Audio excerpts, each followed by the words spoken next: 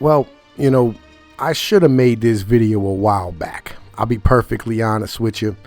But I'm going to make this video now because legitimately I did a fuck ton of research into this a long time ago. And some people are going to fucking stand here and feel some sort of kind of way about me putting this out here like this. But I think it's important that I show you how to predict the next financial collapse and where it will come from. Because the number one indicator has always and will always be fucking oil prices.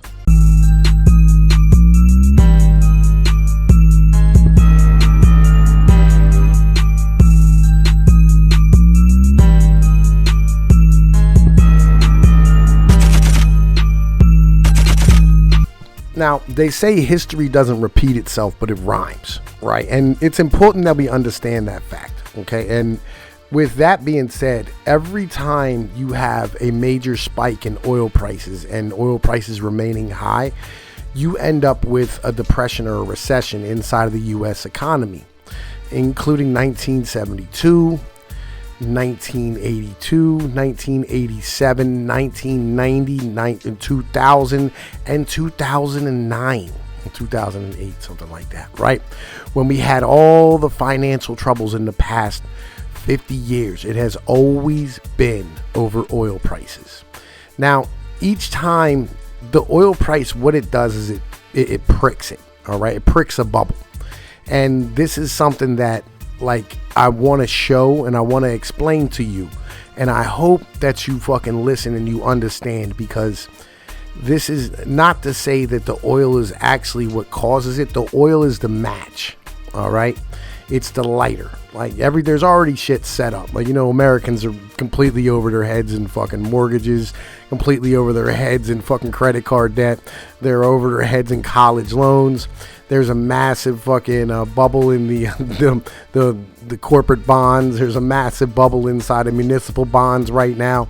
And everybody's going, well, fucking this can't sustain itself. And you're fucking right. All right?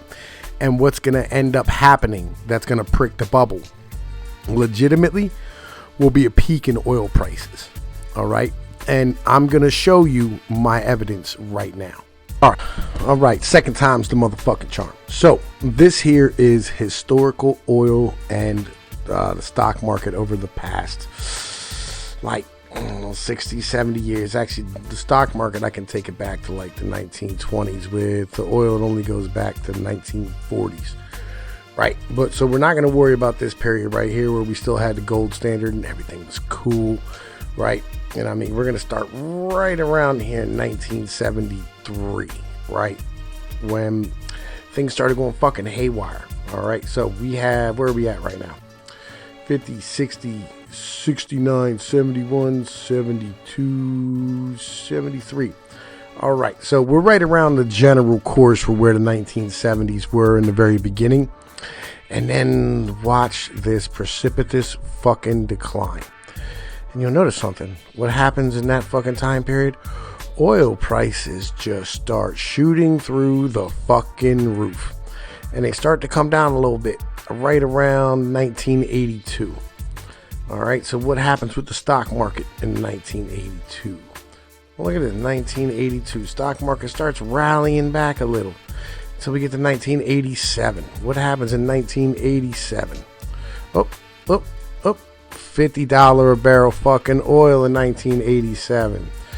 Oh, what happened? Where are we at? 1987. Look at that. You see how that works? And the reason for this is legitimately is because oil powers our trucks, our cars, fucking factories. It's used in manufacturing. It makes plastics. It does all types of shit for our country in general. So once the price of oil goes up, like for instance, saran wrap and fucking all the stuff gets wrapped at the supermarket and things of this nature, right? Once the oil starts going up, bad things happen. Now, look here, we're at $18.69 a fucking gallon, 1988. What's the stock market doing in 1988? Oh, look at this, man. It is rocking and fucking, wait, where are we at? Right here, 1988. It is rocking and goddamn rolling, right? We're climbing. We are making it happen. You know what I'm saying? Oil prices come up to a peak in 2000 at 48.72. What happens in 2000? What happens? Oh, 1999? Oh no, it starts dropping off precipitously to 2003. That was the tech boom, all right, and the tech bubble, as they called it, right? See, look, stock market came up, or the oil prices came up, came back down. Stock market went up, came back down. These things correlate, all right? As oil prices go up, the stock market comes down. Now, let's see here. How are we doing around 2000, 2006? 2006, look, we're in a little bit of a dip. Look, why? $74 a barrel fucking oil. And I mean, people are paying a ridiculous amount of money for fucking oil. It drops up, keeps going up. It's bumpy, it's rough. And it peaks out at $16.50. Well, what happens around the same time? Oh, look at that. $143 barrel oil, 2008. Look at that. We had the fucking 2008 financial collapse, dropped everything down 6,000, 7,000 points. Why does this happen? All right, and then it drops back down after 2008 as the stock market starts to fucking recover and come back to fuck up. December 2008. Ooh. Stock market's recovering. It's recovering. See, look, it comes up, it peaks 2011. Look, there's that little dip right there with the peak. Comes back down. So, I guess what I'm saying is this, all right? All these individuals out here, you know what I mean, screaming their heads off about inverted yield curves and all the nonsense.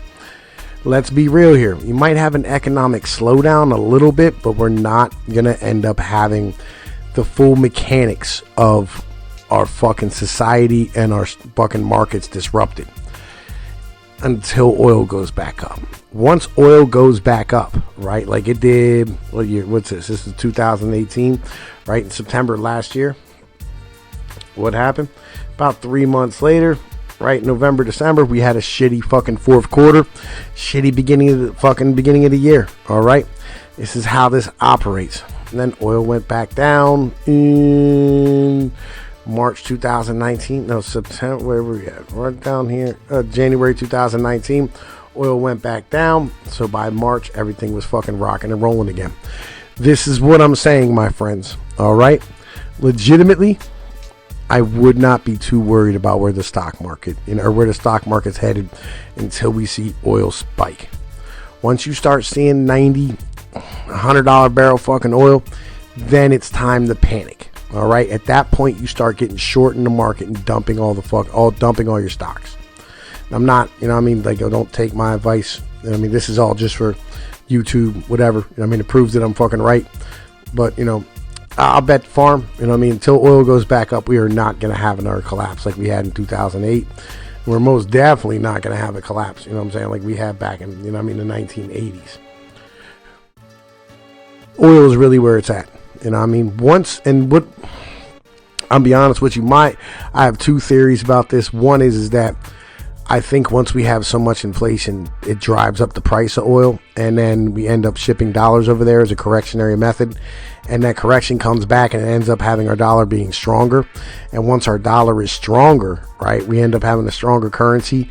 People get paid in a stronger currency, but they're underwater on their houses and they're underwater on their loans, and they end up making less money at work, but it goes further as far as buying goods is concerned and being able to buy oil and buy oil-based products. And our, you know, I mean, we end up having, like, you know, our dump trucks and, you know, I mean, tractor trailers and everything that we use, asphalt, fucking fertilizer, whatever the case might be, is all based off of fucking oil. And on top of that, all of your food that's packaged in oil and plastics and petroleums, you know. And you can buy, you know, you can end up buying, you know, I mean, cheaper plastic toys for your kids and things of this nature. So the stock market will naturally just go up, you know, I mean, that just tends to be how it works.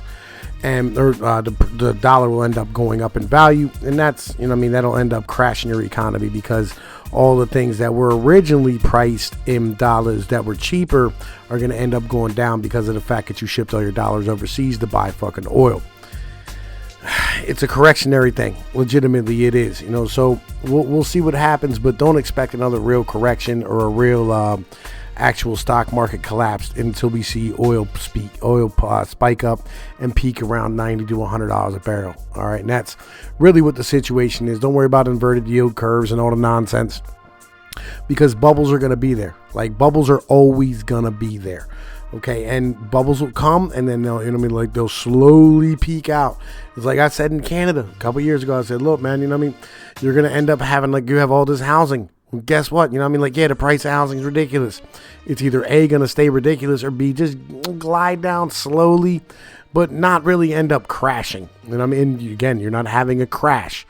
That tends to be how it works. Okay, like, you gotta, man, pay attention to what's going on. All right, don't get too caught up in, the pessimism porn. I love pessimism porn, but we need to have a good understanding of what the situation is and be honest with ourselves about where we're really at. Guys like the Money GPS and, fucking the Silver Report Uncut. I love watching these individuals. I love watching Peter Schiff, but really all they do all day is run around and talk about the fucking skies falling, and that's not where we should be at. And this is Tom Pease with Pinoy News. Y'all know the deal. Peace.